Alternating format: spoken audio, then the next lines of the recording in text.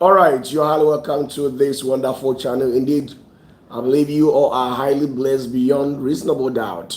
As a matter of fact, about 3 4 days now we've not been able to meet, not because of anything. I was a little bit busy, as you can see. I had some little cold, and I had to sort myself out. So it's not anything. As usual, when you see me on your screens at this particular juncture, I'm always in to bring you an undiluted word of God. So kindly do well to share this live telecast to a lot of people as much as you can, especially most of you people that has other different social media accounts, Facebook, TikTok, and most of the groups that you've affiliated to on WhatsApp as well. Kindly do well to share this live telecast, and I'll be very happy to see you do that. Now, on Fridays, Sundays, and then on Tuesdays as well, we normally meet on this particular channel, as I've already told you, to discuss or engage ourselves on an intellectual discourse. Now, with all due respect, in case today happens to be the first time that you're seeing me on this wonderful channel, don't hesitate to subscribe to this particular channel and do well to click on the notification bell so that anytime that we upload a new video, you're going to get it as well. Now, what we're going to do is that if you have any message, don't hesitate to tender in your message at the comment section, and I will be very glad to receive whatever message that you have for me, with all due respect as well. So big ups to you all, my beautiful and wonderful fans out there.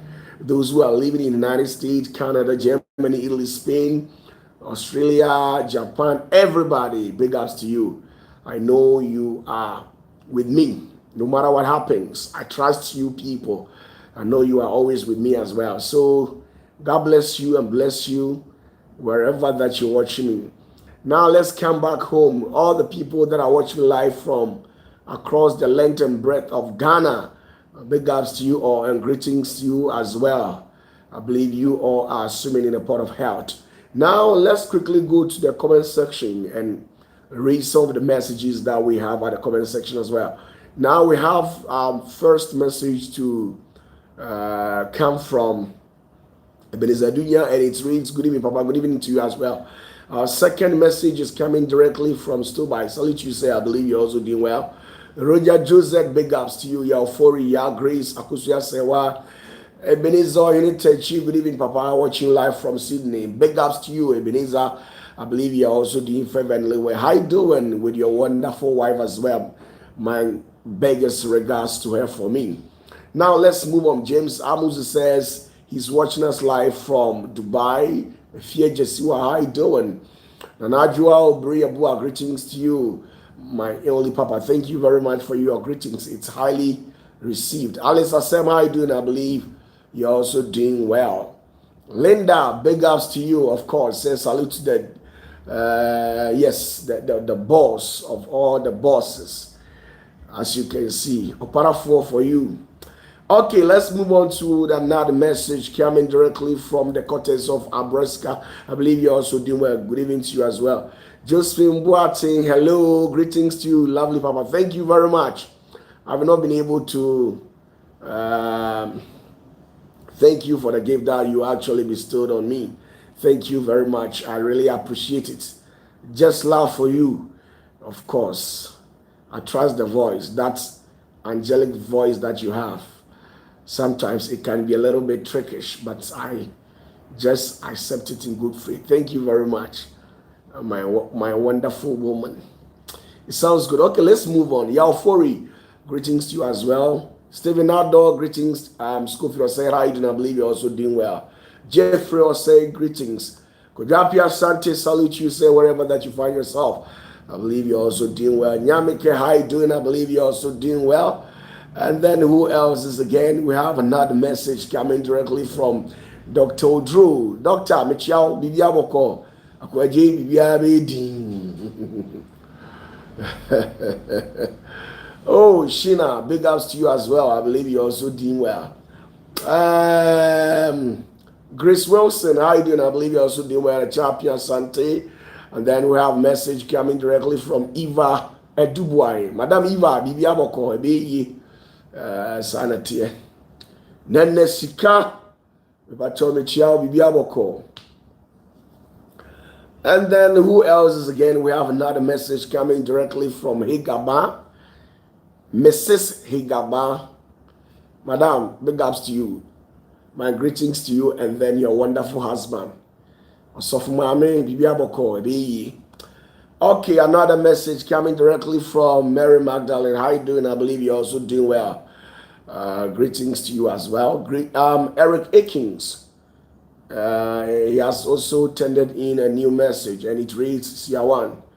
Good evening to you. Thank you very much. Good evening to you as well. Theresa. And then a lot. Crystal Bell Akins, Kwate, Bishop Belinda Brown. Okay, thank you very much. Thank you very much. Reverend Joseph Jima, I believe you're doing well. Okay. I know I have an appointment with you today before it gets to 12 o'clock a.m. You get your direction. So you just pipe low. So please, that's how we've always been doing it. If you have any question, you can as well leave your question at the comment section. Don't hesitate and don't feel shy as well. Grab your keypads and tender in your questions to the comment section, and I'll be very glad to receive your messages and answer you as well. As far as your question revolves around Christianity, spirituality, anything that is highly susceptible to paranormal, you can channel all your thoughts, writings, messages to the comment section. Thank you very much. Okay.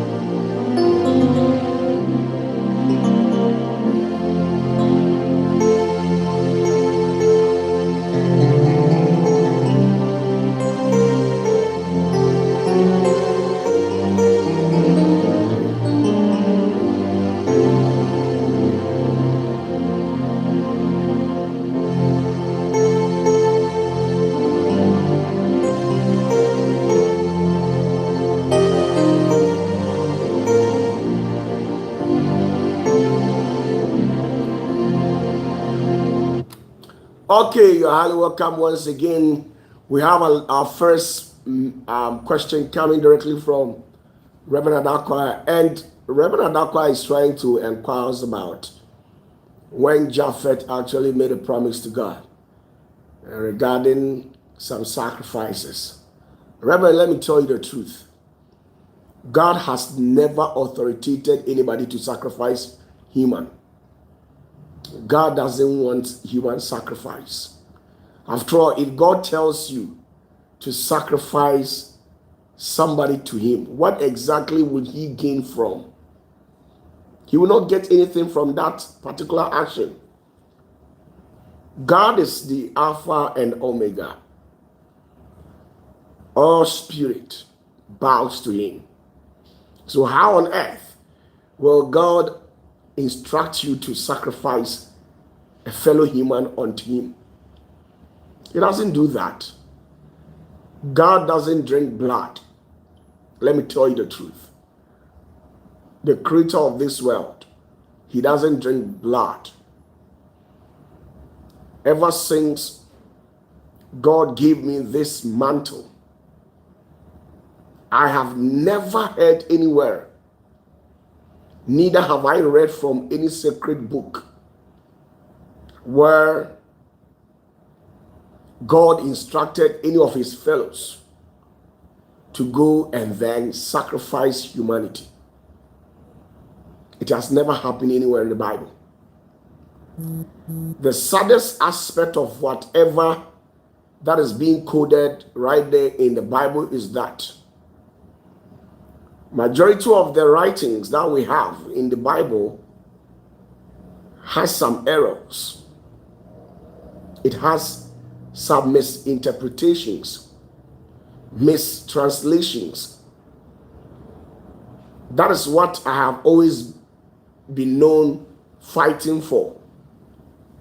Now, when you read the Bible, at some point, the Bible will tell you that God instructed Abraham to sacrifice Isaac. So the question in here is that, in the sight of God, how does he see human sacrifice? Was God trying to promote human sacrifices or what? Because for that particular statement to be coded in the Bible, you could see clearly that God was trying to be diabolic at that particular moment. So if you are very smart and highly inclined in the rest of the spirit, you could see clearly that those who wrote the Bible, at some point, they were having some satanic agenda. You realize that. Because how would you tell me that God instructed Abraham to sacrifice Isaac? How? God telling Abraham to go and kill Isaac. This is not worth it. You see, on a normal basis, if they are to write this particular thing in the Bible, what they were supposed to do was to go into details and explain to people why God demanded Abraham to sacrifice Isaac. Today, there are so many people out there who are agitating that God is evil. The God of the Old Testament is evil because he encourages the sacrifice of human. So because of that, he's evil. But you see, God instructing Abraham to go and sacrifice Isaac, that particular statement was made for a specific purpose. Now, when you read the book of Joshua, Joshua literally explained into details what actually transpired in the realms of the spirit that led to that instruction where Abraham was instructed to go and sacrifice Isaac.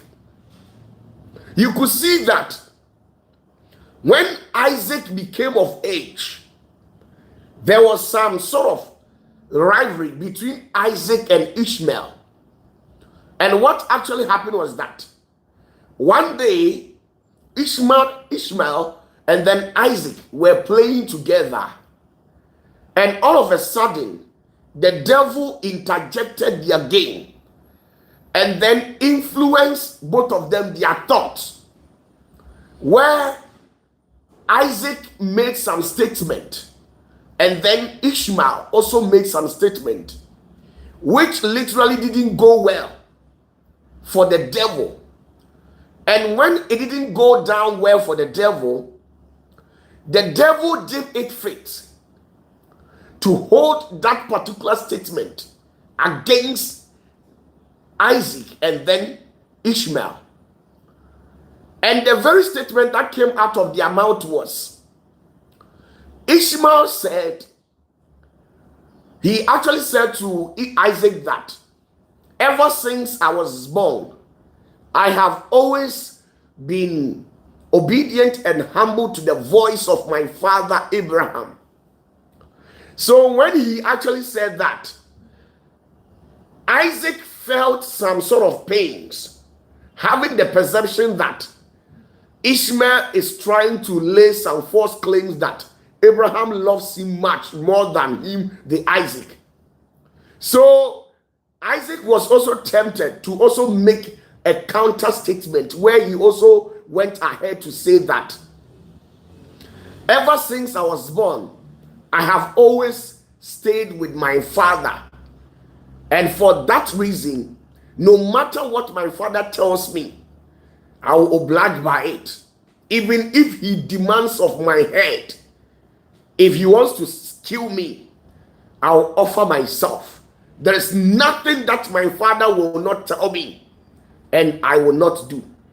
So at that moment, the devil sees this opportunity and then ascended to the zenith of heavens, where he actually went to the presence of the great Yahweh, where there was an ongoing meeting between God and his sons. I've already taught you that there are 72 princes who actually represent the sons of God. When you read Genesis chapter 6, it will tell you that the sons of God had an engagement with humanity, the daughters of men, where the outcome of that sexual intercourse that they had with humanity, it resulted in the breed of hybrids and then the Nephilims and stuff like that. So I've already told you that when the devil ascended to the zenith of heaven, there was some ongoing meeting where he interjected the meeting and presented his case to before the six-dimensional judges, where the devil cited that this is what is going on earth. This is what Isaac is saying, and this is what Ishmael is saying.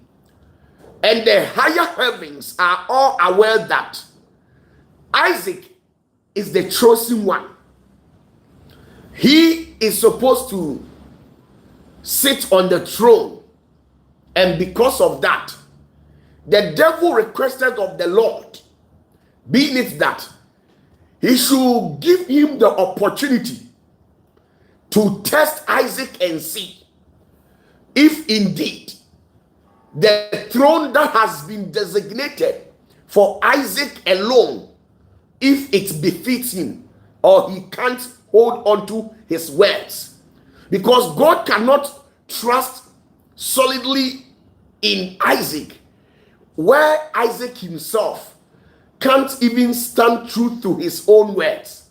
So the devil tried to play some mind games, but God was actually aware in the essence that it pained God, the devil, that the devil has lost the battle, in the essence that why would God choose Isaac and leave Ishmael? So the devil was trying to manipulate schemes and tactics where he will eliminate Isaac. And once he eliminates Isaac, then it means God wouldn't have any choice than to use Ishmael. And Ishmael, right from the early tender stage, was possessed. The devil had already possessed him. There were countless of stories in the Bible, in the book of Joshua, where it's stated that countless occasions where Ishmael made an attempt to take the life of Isaac. So you see, reading from the patterns of this code, it will tell you that right from day one, the genealogy of God had always been tempted. The devil always wants to wipe out the genealogy of God. When I talk of the genealogy of God, the genealogy of God comes in where right from Adam to Seth to Enoch to Methuselah to Noah, right down to generations of that sort. So as you can see, now when the devil was able to counter the statement of the high judges in the sixth dimension, they gave him the merit to come down here and test Isaac and then Abraham based based on the statement that Isaac he himself had uttered. So the only temptation that came in mind was that the devil told Abraham, go and sacrifice Isaac. Go and kill Isaac. You see the reality. Some people will tell you that it was God who told Abraham to go and then sacrifice Isaac. It was the devil who said that. Then afterwards, when Abraham had rebuked the voice of the devil flew to heavens to go and lodge complaint against Abraham that whatever that he authoritated Abraham to do, Abraham went contrary to the rules of engagement.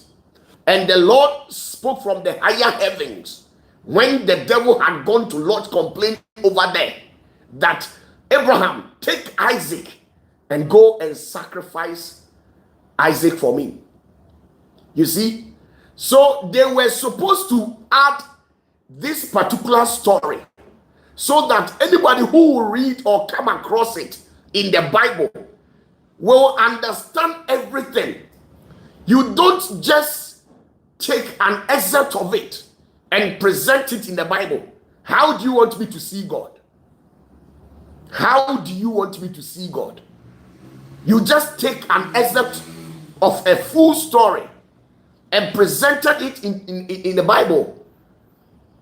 And anybody who comes across will definitely wonder why God instructed Abraham. Does God take pleasures in human sacrifices or what? Why would God instruct Abraham to go and sacrifice Isaac? Why? But the real story was that such an incident did happen probably because of the statement that Isaac himself uttered. So when the devil was given that merit to tempt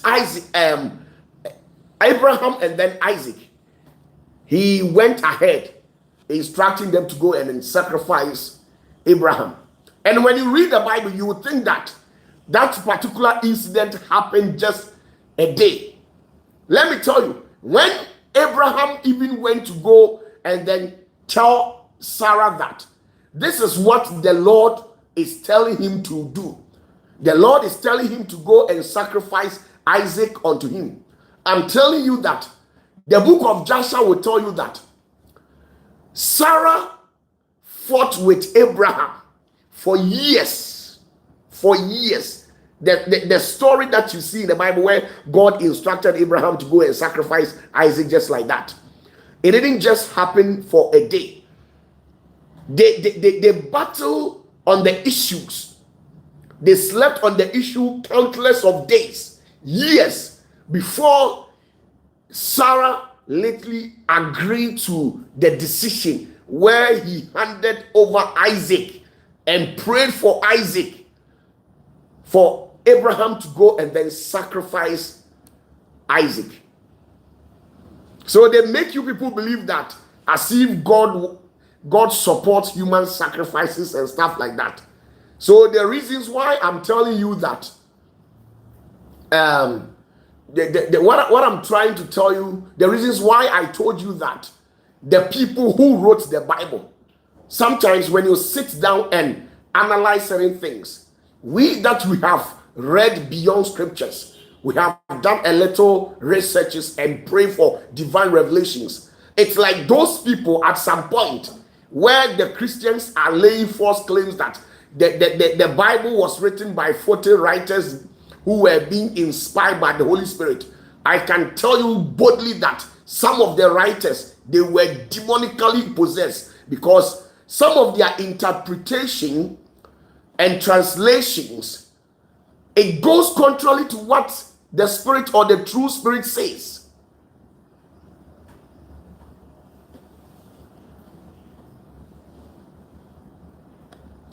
Linda says, so what we understand here was lifted out of... Yes, please. They didn't go ahead to explain certain things to you. God does not take pleasures in human sacrifices. God will never tell you to go and kill somebody. But what actually transpired in that Genesis was probably because of what Isaac said. What Isaac said that triggered the dark kingdom.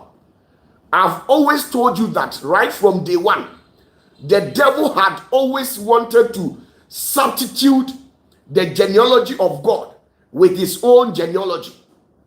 That is why the devil chose Ishmael over Isaac. So at some point, he wanted to eliminate Isaac. And once the devil eliminates Isaac, it means his genealogy, God's genealogy has been totally wiped out. So when they took Isaac on the mountain on that particular day, when everything had been prepared, there was a lamp hiding at the bush. And that particular lamp was somebody special. It was a special lamp who sits in higher heavens, who actually intervene on the behalf of humanity. So please, don't assume that God takes pleasures in human sacrifice. He never takes any pleasures in human sacrifice. That particular incident was taken out of context. So please, take note of that. With all due respect, if you have any message, you can as well pin it to the comment section for me. It's been a long time, about 3-4 days now. We haven't been able to meet. It sounds good. So today, do well to send me whatever messages that you have. Tonight, I'm here to... Eric Akin says that please teach us both the physical and spiritual aspect of each soul, which is being fire. Or I've already taught that. Go and check it out on our media channels. It is there. Please go and then check it out on this particular same channel. I've already taught this particular topic. So please go and check it out. So please, that particular story was taken out of context. They should have been able to write the full story over there. If you want to understand the Bible clearly, the Old Testament, listen to me. If you want to understand the Old Testament, go and read the book of Joshua. Majority of the stories that you have in the Old Testament, being the 4 or 5 books of Moses, was taken from the book of Joshua. So even the prophet Samuel and the other prophet made mention of the name, the book of Joshua, when they were referencing a particular statement to some people. They made mention of the book.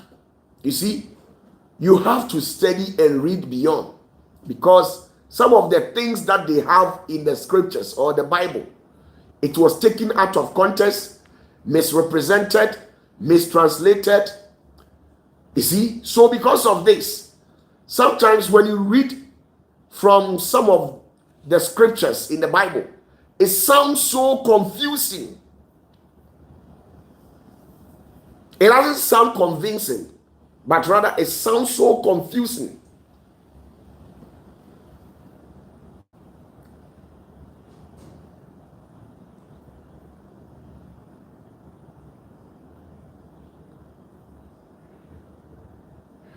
Daniel Duodu says, if God has nothing to do with Abraham and Isaac, then why God asked Jesus to come for sacrifice? Please, can you go into detail? I don't get what you're trying to tell me, with all due respect.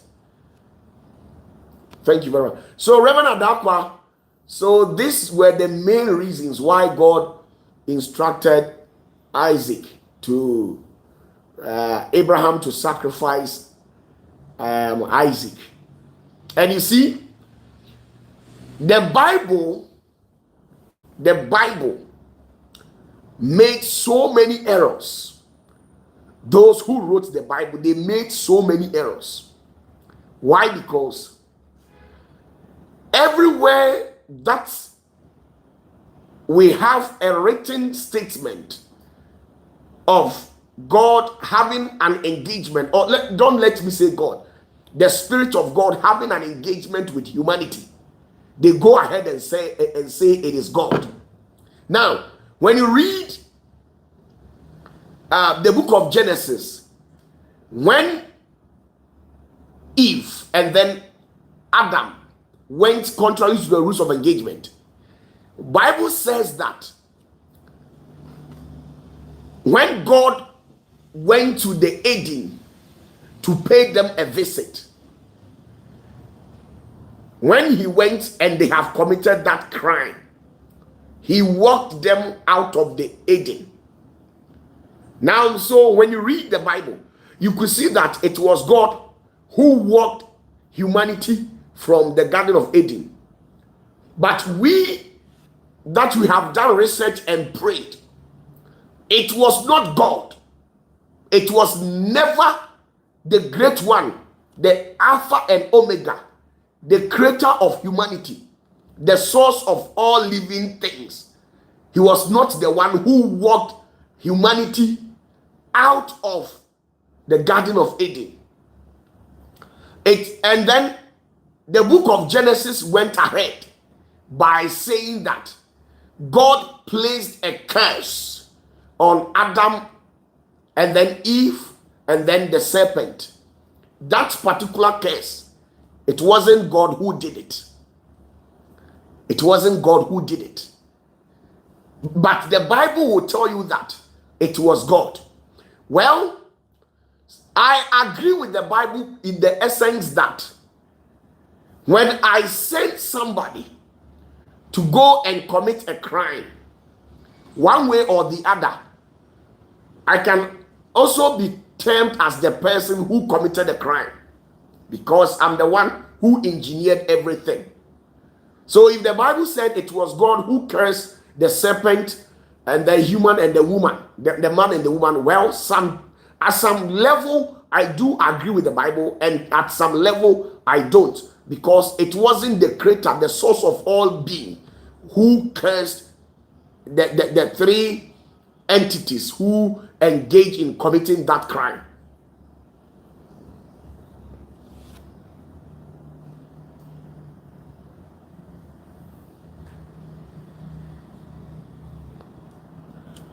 Okay, Aaron Adu says, God bless you, Sia.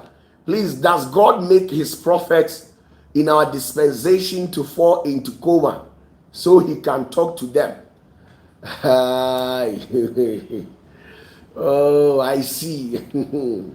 Well, it depends. Since humans are not in the position to predict God's outcome, let's just assume that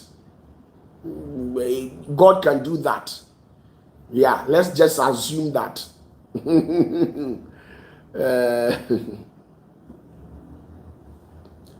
So you see, this is what majority of us we have failed to understand. The Bible, on some basis, they got certain objectives wrong. They got it wrong. So at this end time, it has made it very difficult for people who are intellectually inclined to accept certain things in the Bible. Have you realized that the lecturers, the professors, who are of a higher standard in terms of educational wise, these people, they don't go to church. They have affiliated themselves to certain occultic societies and stuff like that. Have you asked yourself why? Because there are a whole lot of contradictions in the Bible, and because of that, anybody with a logical reasoning, anybody who has not been bereft of intellectual acuity and the discernment of the spirit will automatically understand what I'm saying, on the notion that some of the statement that is coded in the Bible, sometimes it's very difficult for you to accept it. You see, there were a whole lot of things in the Bible where the princes of God, when they took certain actions, then the Bible will tend to ascribe it to God, telling the people or the reader of the Bible that it was God who did it. Meanwhile, it was not God who did it. The one who walked Adam and Eve from the Garden of Eden was not God. Take it from me. The one who cursed humanity was not the creator of the world. You must understand. Get this once and for all. Now, the one who appeared in the burning bush to Moses was not God. It was never God. It was never God. The one who appeared in the pillar of fire was one of the princes. One of the princes who hails from the seventh dimension, who appeared in the form of a pillar of fire to Moses in the burning bush. So, most of the times the Bible will tell you that it was God. I can tell you at some point, if you want me to use the same Bible to prove to you where God appeared to the prophet, I can do that. I can do that. So please take note of certain things. Take note of certain things, okay? Okay, so now let's move on.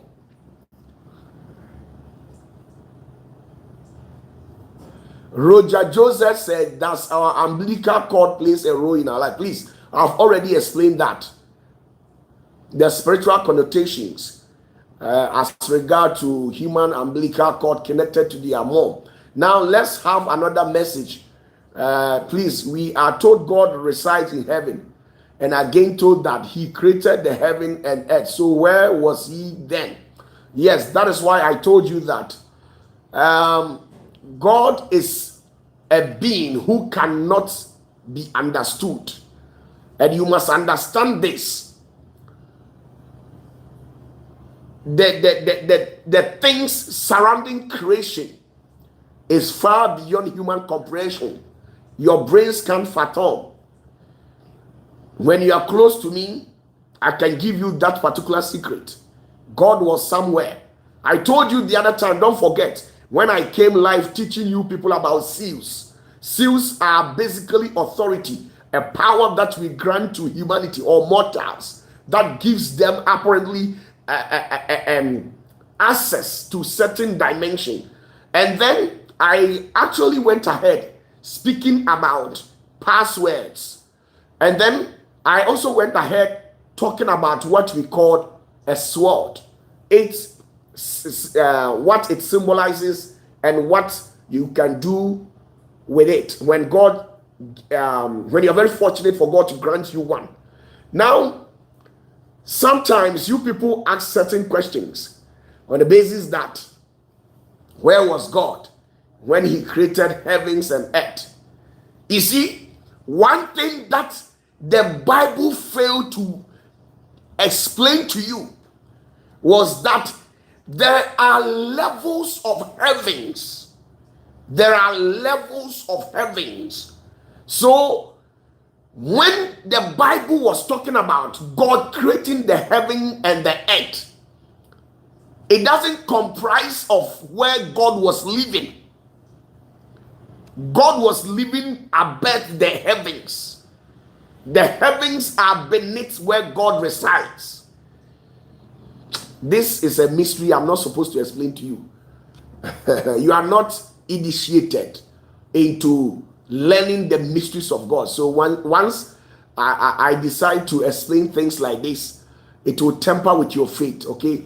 So let me just leave it as how it is. Okay. Now let's read something from our brother Daniel Dodu. He says, what I know is God asked Abraham to sacrifice Isaac just to test his faith.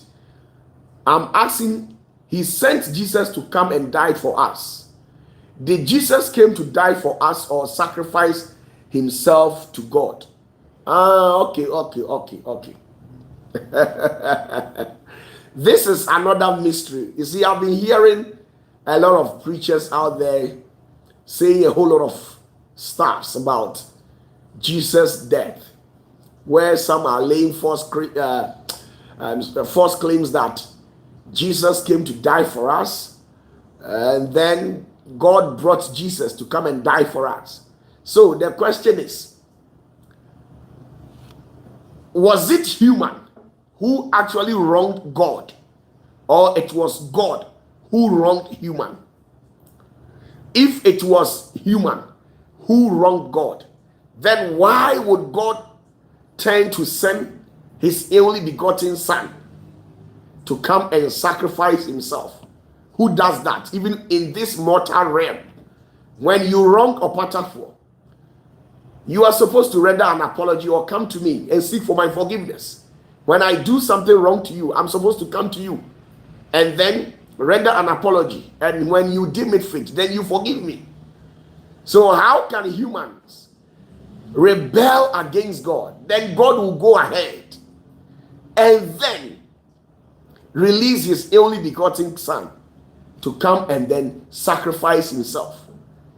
Now, when you make such statement, it gives a clear impression that God supports human sacrifice. Because right from the book of Genesis, God told Abraham to go and sacrifice his only son, Isaac, the promised one. Among the two sons that Abraham had as at then, the most promising one among the two was Isaac. Now, in the New Testament, you people have come in there to lay another claims that God offered his only begotten son for him to be sacrificed. So what are you trying to tell us? My dear, let me tell you the truth. Let me tell you the truth. Think twice. Think twice. It was human who actually wronged God. It wasn't God who actually wronged humanity. So what is the essence of God offering his only son to come and sacrifice himself? Why? This is where it calls for wisdom and then understanding.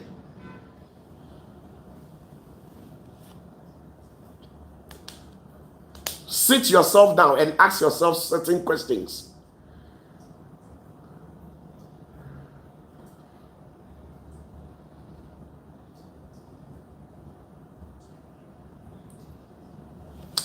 Aaron Edu says, our seer, since it was not God who appeared to Moses in the burning bush, was it God who sent spirit in the burning fire to Moses? Yes, it was God who actually sent that particular spirit who appeared to Moses in the burning bush. You see, a lot of things has happened and you people don't have a clue about it, and it hurts so much. It hurts so much. And that is what you have to understand. So big ups to you as well. Please, if you have any message, you can as well leave it at the comment section for me. I'll be very great to have your questions answered. Okay, so that's just by the way.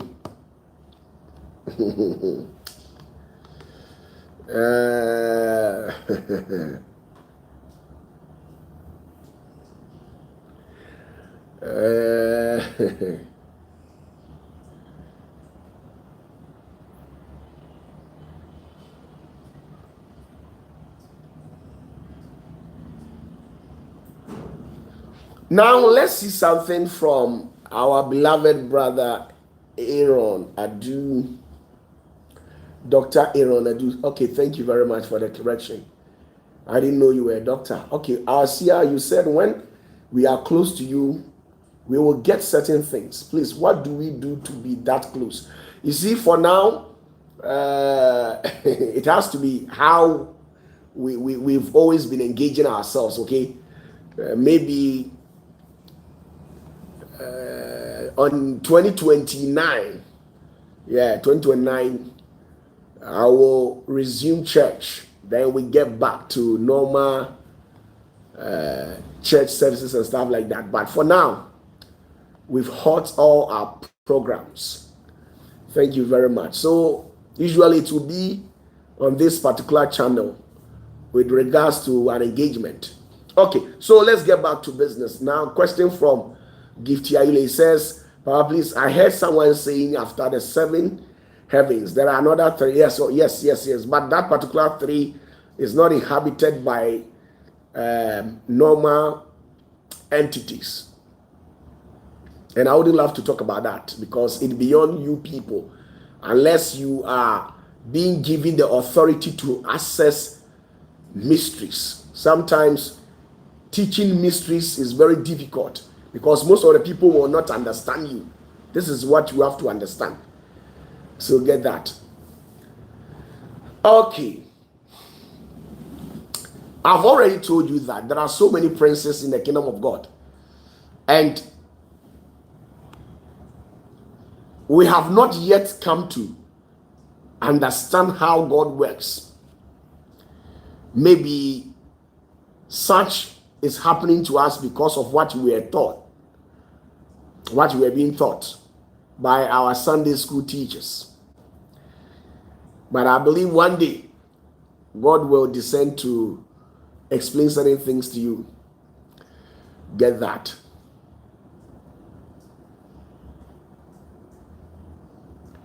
Roger Joseph says, Papa, for Jesus, you did not answer. Oh, what are you trying to tell me?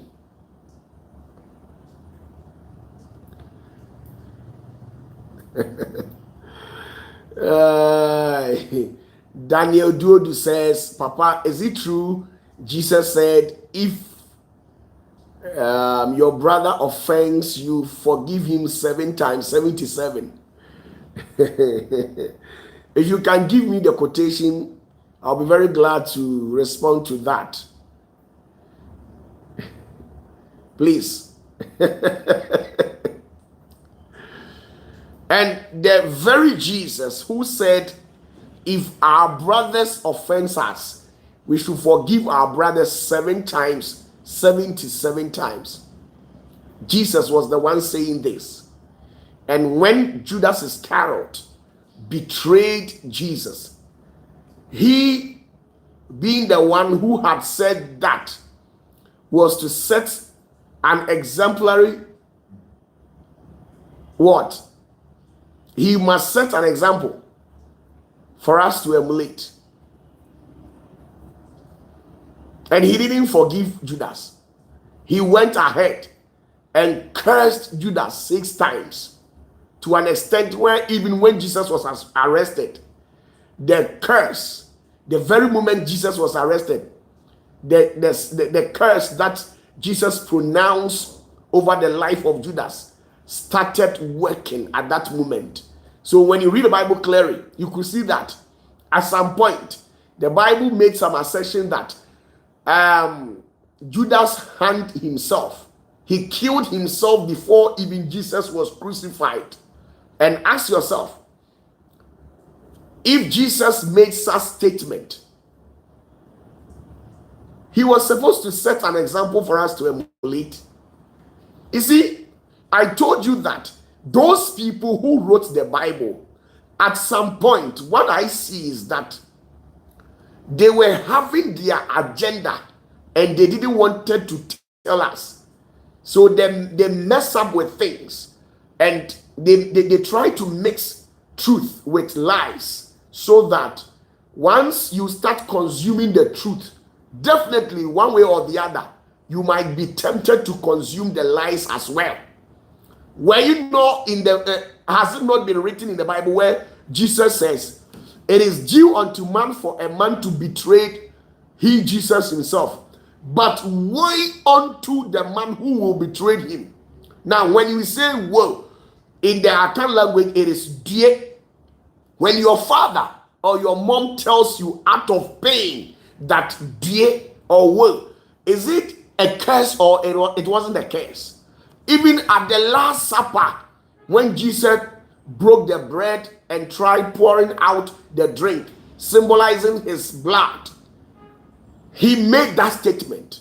He said, woe unto the man who will avail himself for the devil to use to get access to me. So at that moment, even Jesus cursed the person who will avail himself. So where from the 7 times the 77? Where from the 7 times the 77? Let us ask ourselves questions. Where from the 7 times the 77? In the higher realms, listen to me, in the higher realms, the only one that has the right to receive 7 times 77 pardon is the one whom you have entered into a covenant with, not a mere layman out there. I will only forgive you 7 times 77 when I have entered into a covenant with you. Once I enter into a covenant with you, my hands are tied, and because of that, I can't take actions against you on the basis of certain things. But you, a mere man walking out there, you went there to go and gun my father. Let me set this an example. You pick up a gun to go and shoot my father. Then you, because I'm a Christian, you come and apologize and tell me that I'm sorry, I don't know what came over me, but you have wasted the life of my father just like that. I should go and bury him and allow things to go. That is the first one, because the Bible says 7 times 77.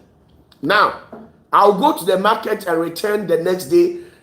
When I came, I met the absence of my father. Where you, the absence of my mother, you, this very first person who took the life of my father. On the second notion, you have come back to take the life of my mom again. And you are telling me you are sorry. I should forgive you because the Bible says 7 times 77. Okay. Maybe I traveled somewhere, came back, and then you have taken the life of my brother. Then you render apology. Then you tell me, sorry. Then I'll forgive you because the Bible says 7 times 77. I'll travel, come back. You have set my house on a blaze where you've literally bent everything down. Then you come and tell me sorry because the Bible says 7 times 77. Now, you have literally destroyed everything that has. You see, you have literally destroyed everything that has to do with me. Then one night, I was sleeping, and then I saw somebody banging at the door, just like that. And the person broke and then entered into my room, pulled a gun on me, shot me more than 3 times. And God being so good, I was able to survive the shots. And when I came back to life, I realized it is this same person who has done a lot of things, who has committed heinous crimes and shameful propensities against me. And this particular person comes back and says sorry. Bible says 7 times 77, I should forgive the person. Does that sound logic to your hearing? You see, all those of you who are watching me, Jesus said, forgive somebody that you have entered into a covenant with 7 times 77. And that person could literally be your best friend that you have entered into a covenant with, to which you share a secret among yourselves. Now, another person is your spouse, your wife, your husband. You forgive the person 7 times 77. Even with that, situations surrounding that particular forgiveness must be tangible enough. Now, another thing is your own child, your nibblings. You forgive them 7 times 77. These are the sort of people that you have entered into a covenant with, and not an external source. Now, when you go to America, the way Americans worship their God is different from the way we black people, we worship our God. Now, when you travel to the Israelites, the Jewish kingdom, I'm talking in respect to Israel. Why is it that we are all following the God of Israel, but the way the Israelites, they operate and function is different from the way we black believers function and operate at the same time? When a rebellious person try to throw a bomb to the land of the Jewish people or the Israelites, I'm telling you that they have a secret agency, a secret, higher secret agency called the Mossad. They would deploy these people and come to your nation under the auspices of pretense, where the Mossad will come in, but you yourself will not be aware. They will come and conduct your visibility study, check things out, the environment, and detail everything out. One day, they will come after you. When you hit the Jewish people 1, they will hit you 10 times. You know it. Americans will tell you that if you want God, we will give you. If you want peace, we will give you. But if you want war, they are forever ready. That is why their coat of arms, you see the eagle at the other side holding a branch of a tree, which symbolizes peace. And the other one, you have the eagle holding on spears, 13 spears, telling you that when you are engaging with the Americans, you must be very careful. If you want peace, they will give you. If you want war, they are forever prepared. That is the mentality of the white people. So this particular thing written in the Bible over there, I don't agree with it. I can't forgive somebody who has made an attempt to take my life. No, it is a must that I must also take your life. I'm telling you the truth. If you want peace, I'll give it to you. If you want war, I will give it to you. This is what they have used to brainwash the black people. This is what they have used to brainwash the black people. Because of this, they have used that to induce your reasoning, your state of reasoning. You can't reason. You can't work things out. In the black man's dictionary, it is written in there that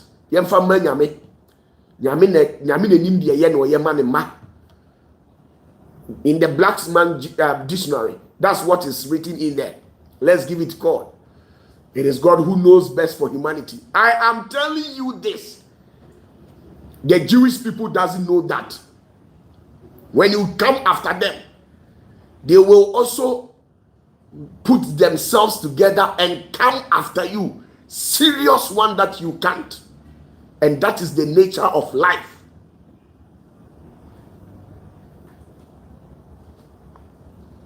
So me, if you want peace, I'll give it to you. If you want war, I am forever prepared, holding spears. You don't know.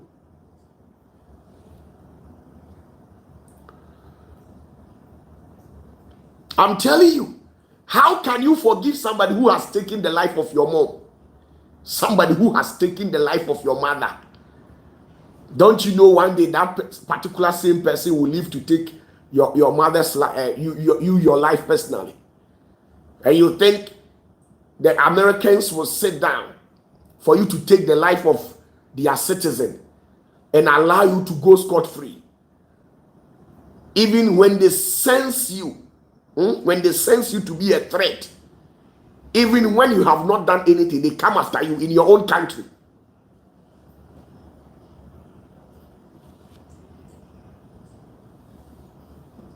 I'm telling you,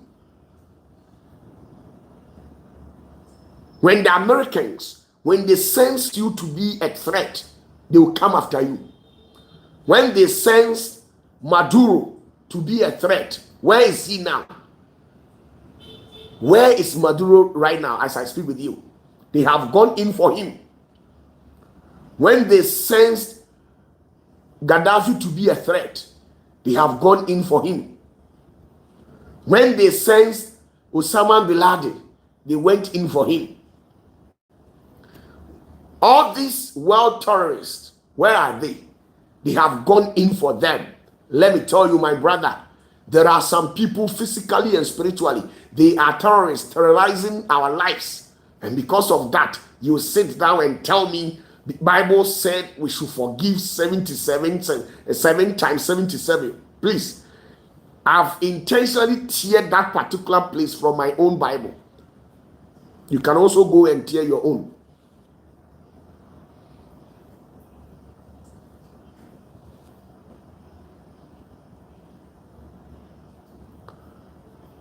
You see, Robert Christian Owusu-Forjo, what of your auntie or uncle? Are they also considered a covenant? Yes, because within the patterns of the bloodline, your aunties and uncles are also found within that. So you have a covenant with them. So you try and forgive them. Whatever they will do against you, you forgive them. But after forgiving them, you check the gravity of the offense they have committed.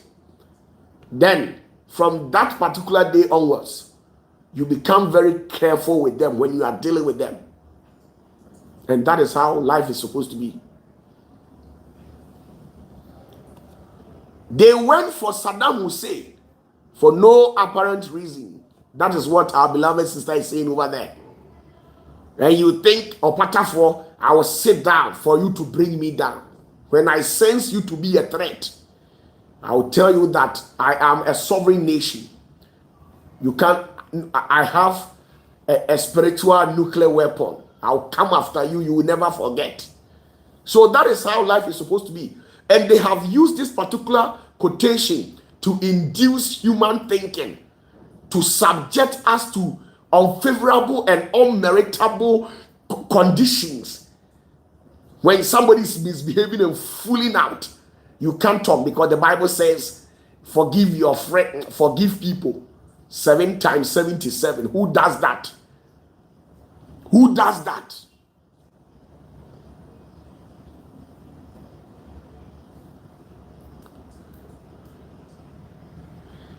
Linda says, Papa, what if a sibling is a witch and trying to take your life?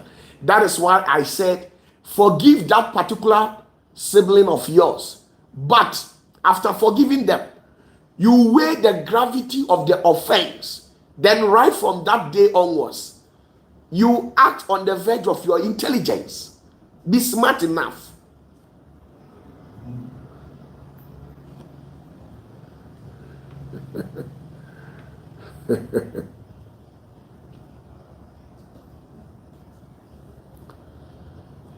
Kojapi Asante said they have locked us in the matrix. So yes, people are playing with your mind. You tell me this Kokwanansi story and you expect me to believe it. Try me and see. Try me and see. Let's see what will happen.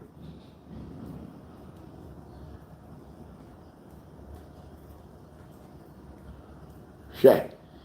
o di opatafoɔ o pɛmi edi mi ewu a ɔsɛ Bible say yatwerɛ no wɔm sɛ fakyɛ unia 7 times 77 wa bɔ dam okɔ asamado ano akɔ keka sankwasi asɛm no akyerɛ amɔkye why kɔka sankwasi asɛm kyerɛ amɔkye wɔ. You see, let me tell you the truth. When you wrong God and Jesus does not step in to plead on your behalf.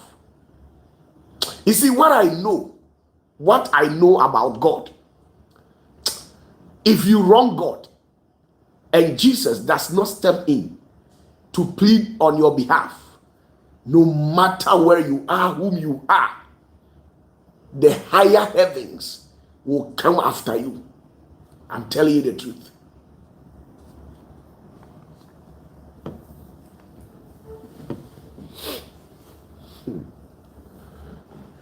Yeah. The old horrible. We be beginning to the same way that now what year two. Say, Ubi your body 7 times 77 facel. And Ubi Tim and Tem would dim Quasia. Say, Ubi a Kumima, no 7 facel. What about done what Kumima, Moon 7 son will try to actually. So let's get back to business. Basically, what I was actually saying. So don't allow anybody to lie to you. You forgive somebody 7 times 77 when you have a covenant with the person, not an external source. Now, even on the axis of forgiveness, at some point there are some things you can't even forgive. Now read the Bible clearly. The Bible says you can do everything, basically do everything against Jesus and God the Father, but when you wrong the Holy Spirit, you will never be forgiven, even in the kingdom of God. So if it is the Spirit of God who is saying this, why can't we, or why can't God also forgive us when we wrong the Holy Spirit? So you must understand that even in the midst of mercy, justice must be prevailed at some point.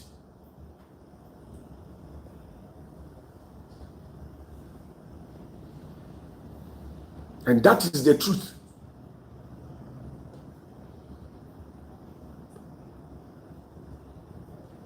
The Jewish people, their sort of mentality is different. The way they serve their God is different. And the way they have brainwashed us is also different. That is why everything is being destroyed. When it comes to the continent of Africa, everything is being destroyed. We have sat down and looked unconcerned, and people are committing a high-end crimes against us. People are perpetrating a shameful propensities against us, and we are still there because the Bible says forgive somebody who does those things 7 times 77. I'm telling you, never allow your enemy to go scot-free, because once your enemy leaves, it means you have sold your peace out. Your enemy can never be your friend. Once your enemy leaves, your life is in danger, because every now and then your enemies will come after you. I'm telling you the truth. Ever since God allowed the devil to go scot-free till today, every now and then God is not at peace.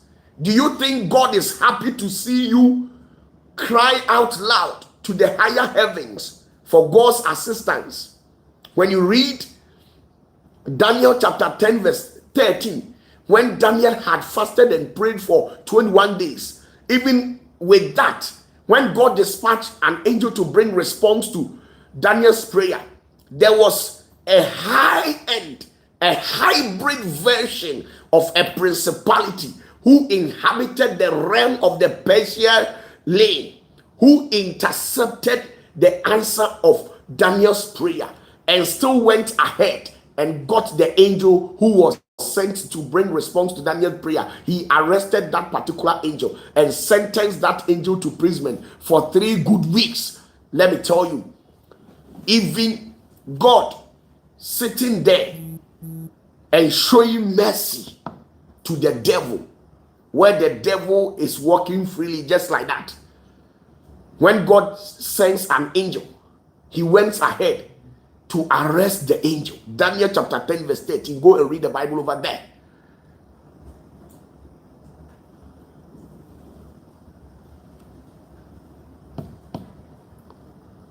Go and read the Bible over there.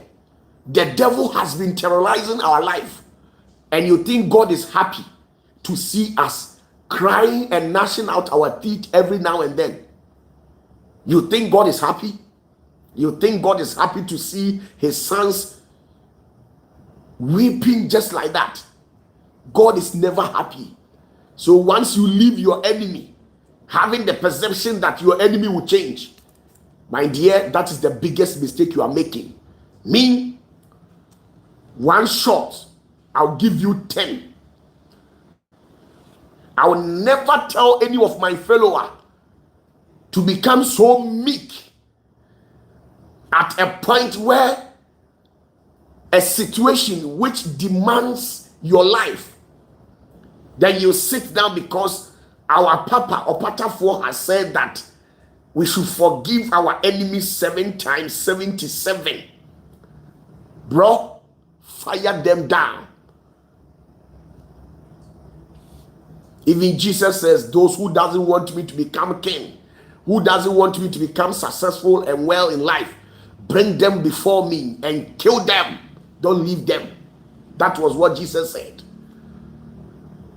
There are some people you have to eliminate them. Take them from your way because they have become road blockers. They blocks you. They don't want you to go where you are going. Sure.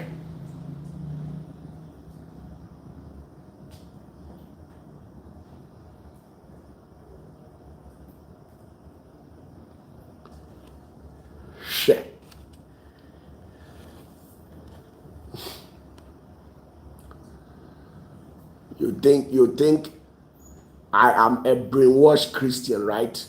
I'm not a brainwashed Christian. Sorry about that. Now, I wanted to discuss something with you, but oh yes, they use 7 times 77 to pack our gold without judgment. Shit. You leave your enemies to survive, and you think you have peace. You will never have peace. I'm telling you. Some of you people, you don't know the realities of life. You are acting ignorantly. You are acting ignorantly. And I don't necessarily blame you because you don't know much. You don't know much.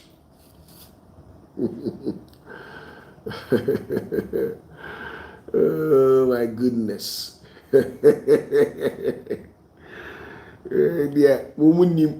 There are so many believers who acted ignorantly. Today they find themselves at the bottomless pit. They find themselves at the graveyard. Go to the nearest graveyard. Just stand there. Most of the tombs over there are innocent souls who are under it. They have been buried. Do you know why?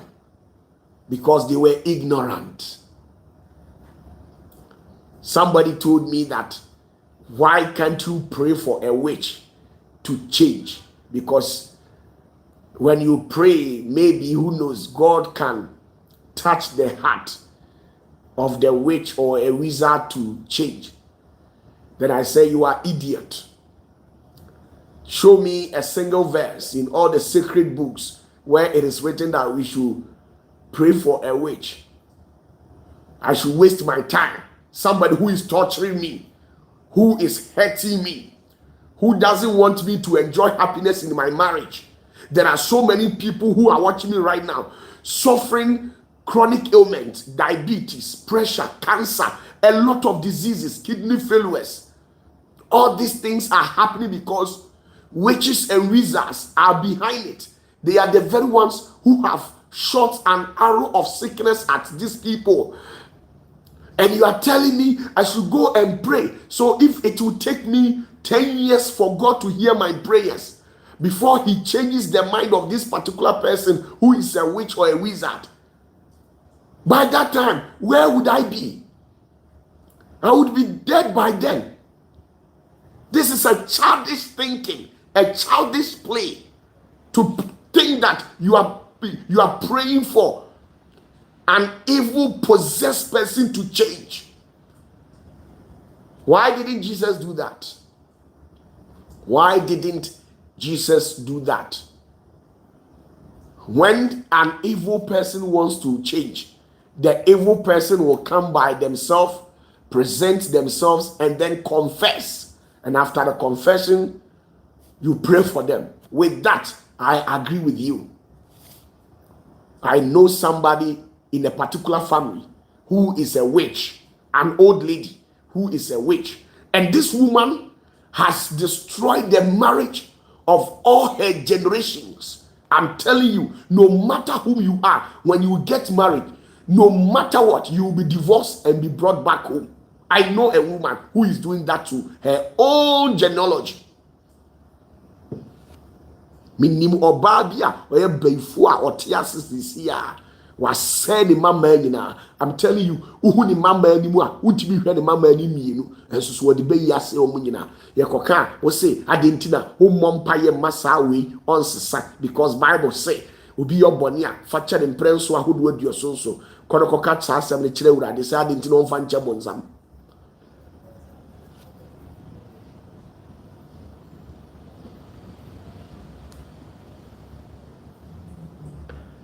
Now, let's see something. I want to use this platform and ask Reverend Tinedu. Now,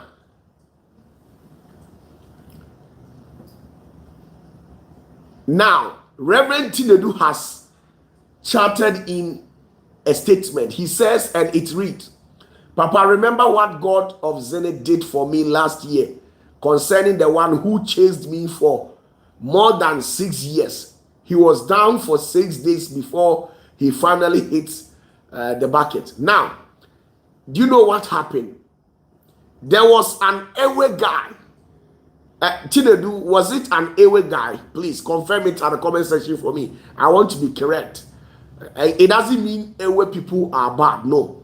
I want to get my facts correctly before I proceed on. Now, Reverend Tinedu happens to work in a company. He is an engineer. He works in auto spare parts company. I think Toyota company or something like that. They are the brain behind gearbox of every Toyota car. And he happens to be my son. Now, there was a guy at their company. This guy has literally used juju, black magic, to be fighting everybody in the company. And once you misbehave, what will happen to you? You will never like it. 6 years along the line, he has been terrorizing the life of my son. 6 years. Okay, now he said he was Ashanti, but he was idol worshiper. Then the Airways, Muhusong, Umeka say, yeah, OPATAFUOR be trying to say, for me, but until because I want to get my facts well. Now, this is it. Reverend Tinedu has a very clean heart. But this particular idol worshiper who has idol in his room in America, imagine a black man who went to America with an idol. He performed rituals, incantation, and do all sort of things to appease this particular god in his secret abode. And this guy has been terrorizing Reverend Tinedu every now and then, to an extent where if care is not taken, his life was at risk. And one day, Tinedu woke up and took one of my oils and said to this guy that enough is enough. Then he engaged with this guy in a battle, spiritual battle, a very strong confrontation. Then Reverend Tinedu brought the guy down. So on the next day, after Reverend Tinedu had prayed for God to strike this guy down, they went to work. This guy didn't come. The next day, he didn't come. The next day, he suffered very well when God finally struck him. Then this was what happened. When they went to the room of that guy to check things out, Reverend Tinedu says, the number of people that he has printed their picture and placed their picture on the altar and conducted series of rituals against those people, you can't even use your mouth to mention. So if not Reverend Tinedu, who took to himself to take this guy down, this guy would have destroyed the lives of so many people.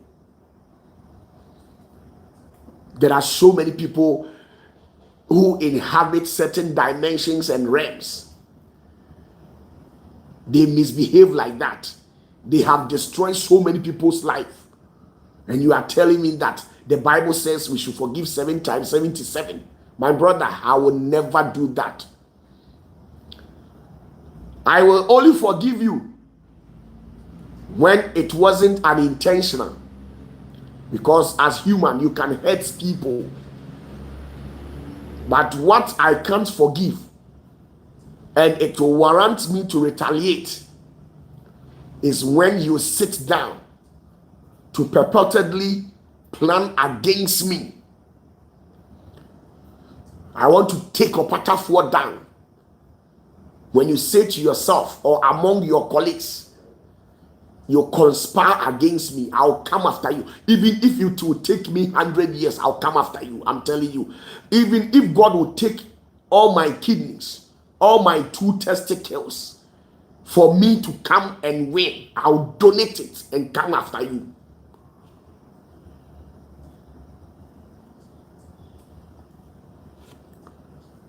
Do you know why God says, when I'm coming again, I will not come like the old sheep that you know. I say, me man is so grandma be, me ba is Arenadi. Arenadi. Do you know Arenadi?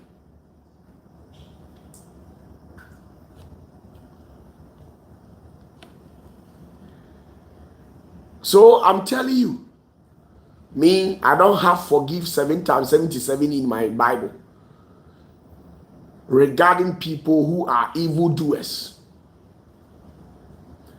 I will only forgive people 7 times 77 when they mistakenly hurt me. You know, I'm a pastor and I have a lot of church members. And because of that, my church member can hurt me unawarely. And that one, you must understand. I will forgive you because I'm a father. Forgive you, shook your shoulders, and cleanse you off from any filth or debt that you might have contracted as a then. It is my responsibility. So when my daughter or a spiritual son unawarely does something to hurt me, I'll forgive you. I will never bear any grudge against you. Never. I'll call you close to me and cancel you out. But not a church member who deliberately sits down and conspire against me that let's go and take the life of OPATAFUOR. And when I hear this, you come and tell me that, Papa, we are sorry. Hey, my brother, let me also take your life first. So that since you were not able to take my own, let me do my own. After that, we will all come back together and smoke a peace pipe and say sorry to ourselves.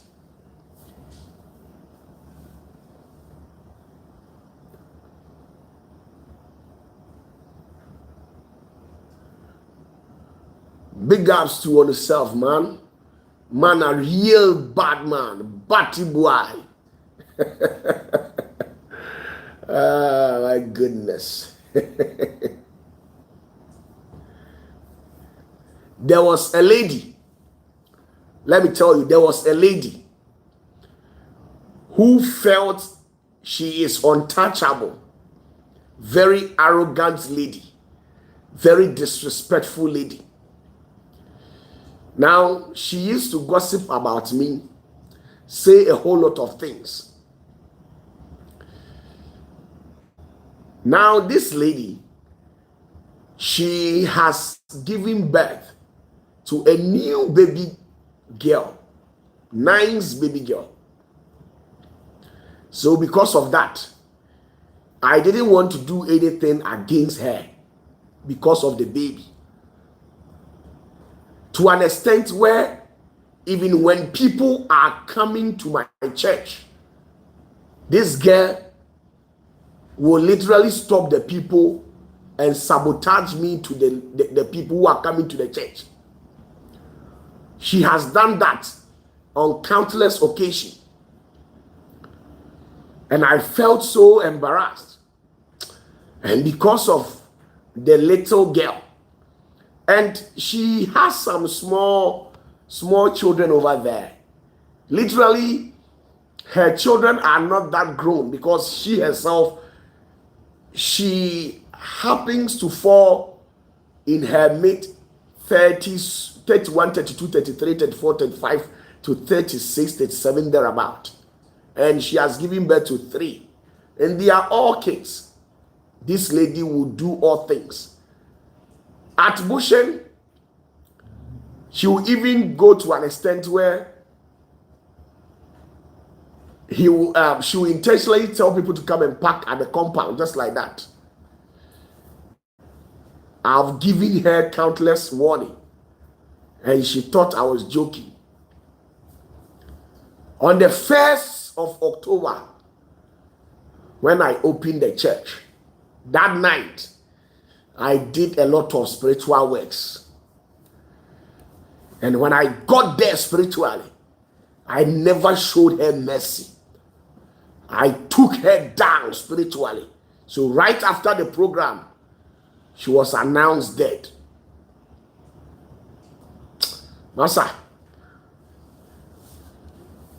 the 7 times 77 and I will never do that. I'm not a fool.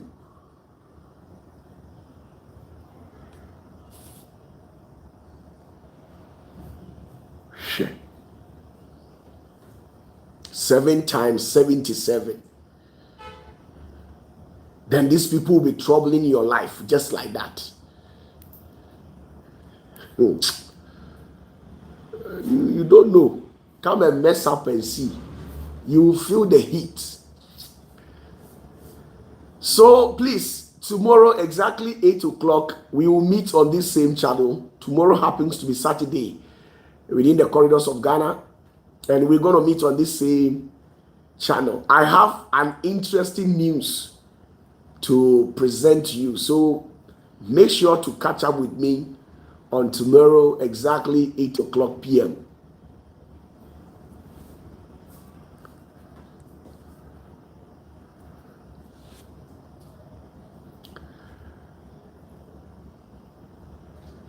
hwɛ obi tie abusua mu no how or jejeo saa say Bible say bompa ye ma no won sachira na ene Nyankopon no won sachira bonsam on sachira bonsam brother dear me diary mu de ntise saa o that me crash when now can't you see even big pastors who claim to be anointed and stubborn, even with those we teach them a hardcore lessons in life. How much more will be an infisusa? Charlie, nyami aduma. Kwesi adame Pentecost akosum. Acha say week bia me sachira. Young girl who person will interfere with the business of God. Charlie, God bless you all. Echina 8 o'clock pepe now about subscribe to the channel. Bless you.